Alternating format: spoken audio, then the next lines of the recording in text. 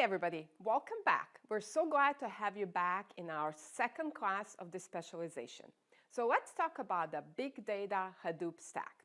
So far we have talked about basic concepts needed to understand big data from both technical and business side.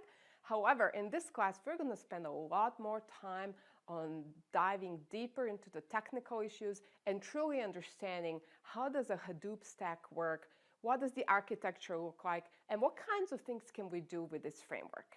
So just as a reminder, we talked a little bit about the Hadoop, but let's talk about what Hadoop is. It's an Apache open source software framework for storage and large-scale processing of the datasets and clusters on commodity hardware. It is licensed under the Apache license, and it's open source, and we're all free to use it. So Hadoop was created by Doug Cutting and Mike Caffarella in 2005. That's a long time ago. It was originally developed to support distribution of the Notch search engine project. Doug, who was working at Yahoo at the time, who is now actually a chief architect at Cloudera, has named this project after his son's elephant, Hadoop. I have found out recently that you're supposed to accent the front of the word, Hadoop. Anyhow, his son called his elephant Hadoop, and Doug used this name to name the project after him. So let's look at what makes Hadoop so interesting, so scalable, and so usable. If you think about it, Hadoop, it started out as a simple batch processing framework.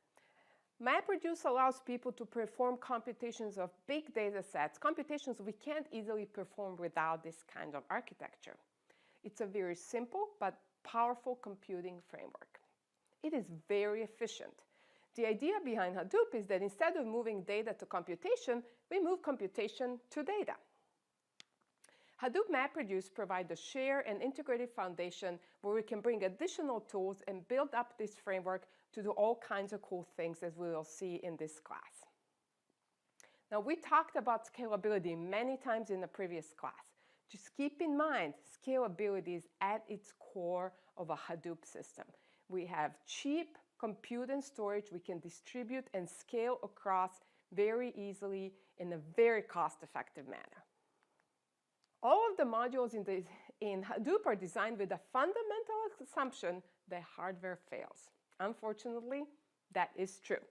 If we think about an individual machine, or rack of machines, or a large cluster, or supercomputer, they all fail at some point of time, or some of their components will fail.